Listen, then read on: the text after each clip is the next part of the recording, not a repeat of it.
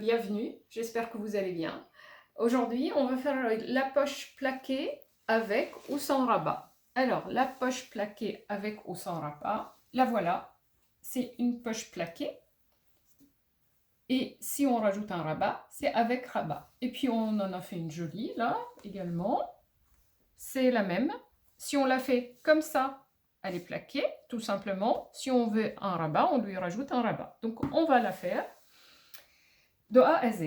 Alors, pour faire cette poche, il nous faut un vêtement, votre chemise, votre robe. Voilà, moi j'en ai une plaquée sans rabat. Il nous faut ou la chemise, la robe, ou l'équivalent d'une feuille A4, un rectangle de tissu. Il nous faut la poche qui fait, pour une poche finie de 15 cm sur 12, il nous faut 20 cm sur 14. Et le rabat, il nous faut 7 cm et demi sur 16 pour un rabat fini de 14 cm sur 6. Il y a 1 cm de valeur de couture en haut et 5 mm en bas, donc c'est 6 ce qui restera. Alors, vous devez suivre le repassage comme je vais vous l'indiquer. On plie la valeur de couture du haut et la valeur de couture du bas en premier. Et en deuxième, les valeurs de couture sur le côté. Après, je casse l'ourlet de mon haut de poche. Pourquoi dans ce sens-là et pas dans un autre sens? Parce que quand je vais poser ma poche, cette partie-là est propre. Je ne peux pas me permettre de faire le pliage comme ça, et je pose ma poche. Quand j'ouvre ma poche, il y a ça. Et c'est pas joli, ça. Donc, tout simplement, on respecte le sens que je vous ai indiqué pour le pliage et le repassage. Moi, je l'ai déjà fait au préalable. Ça, c'est pour la poche. Pour le rabat, j'ai pris deux rectangles de deux couleurs différentes. C'est pour varier les couleurs, pour qu'on arrive à voir visiblement. On va coudre 1, 2, 3 côtés. Après, on va tourner et faire une petite couture nervure sur le rabat. Donc, on commence par le rabat et par la poche, on va piquer l'ourlet avec une couture nervure.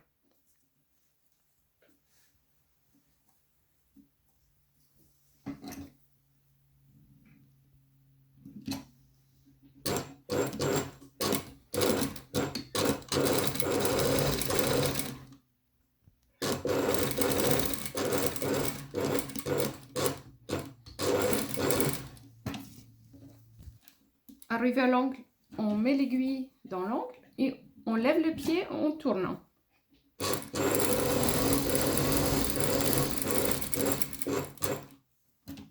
Là, pareil, j'enfonce mon aiguille à l'angle et je tourne pour faire la fin.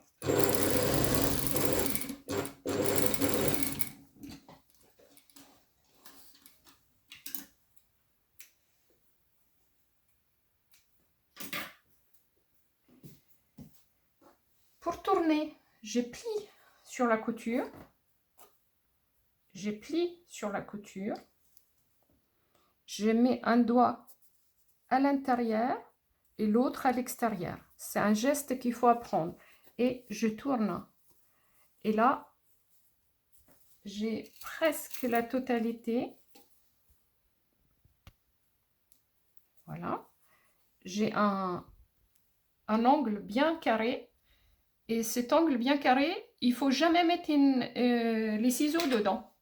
Jamais, jamais, jamais. C'est toujours avec le pliage proprement et avec l'épingle.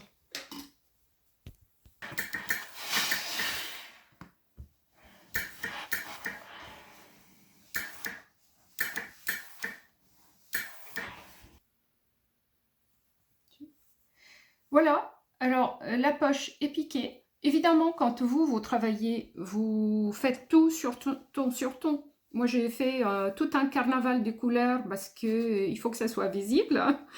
Et là, la poche est faite. Normalement, vous avez marqué l'emplacement de votre poche sur votre vêtement ou sur votre pièce d'étude. Et je vais épingler là la poche. Et là. Et le rabat se pose à 1,5 cm au-dessus de la poche. Et bien centré parce qu'il est plus grand. La poche, elle fait 12 et le rabat, en définitive, il fait 14. Donc, il est plus grand. Donc, on le centre au-dessus de la pièce et on mesure tout simplement 1 cm au-dessus de la poche. Et on trace le 1 cm.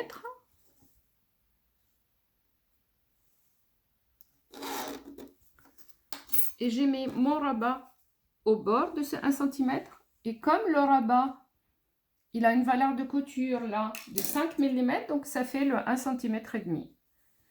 Et je vais piquer ma poche. Mais avant de piquer ma poche, je vais tracer 5 mm là. Et faire un petit triangle là.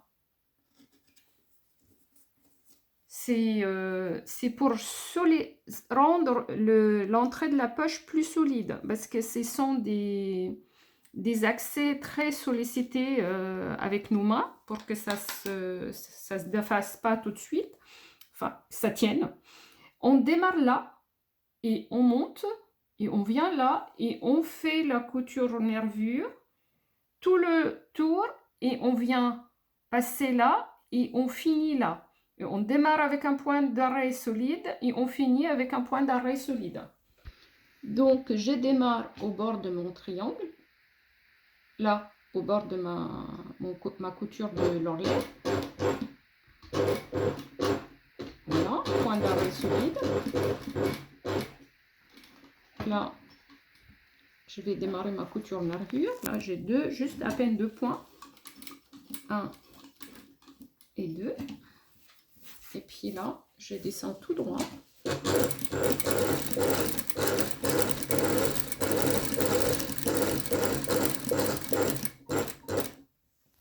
Là.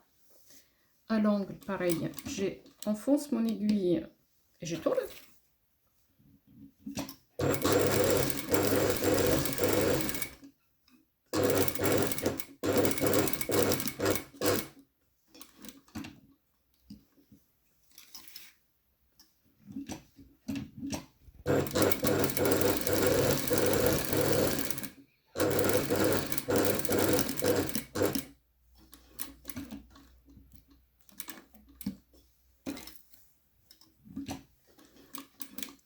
Comme l'autre côté, 1-2 points seulement.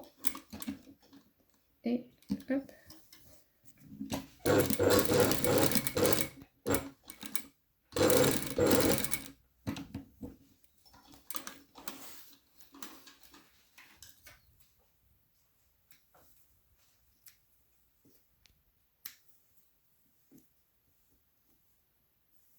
Et là, je vais piquer mon rabat à 5 mm. Le 5 mm, c'est la largeur de mon pied presseur de la machine industrielle. D'un côté et de l'autre, il fait 5 mm. Je fais point d'arrêt solide.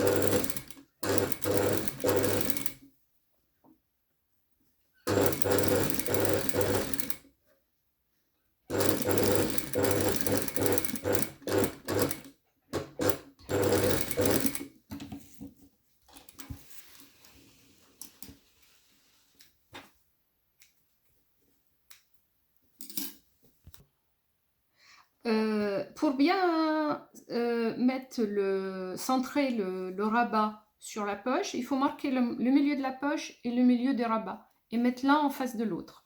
Comme ça, on est équilibré.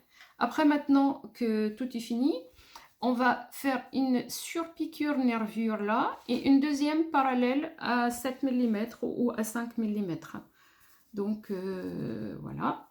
Et puis, après, c'est terminé.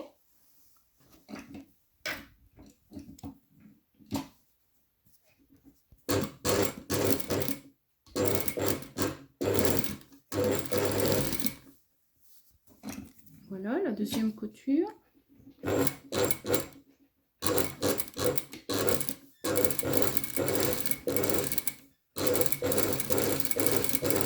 Alors, voilà, la poche est finie. La deuxième couture, moi je l'ai faite comme ça, au pied levé, comme on dit. Mais vous tracez, hein, parce que pour la faire bien jolie.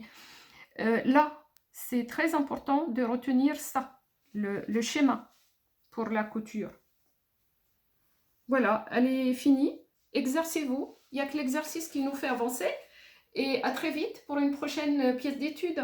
Après, c'est à vous de composer vos vêtements au milieu de toutes ces pièces d'études. À très bientôt!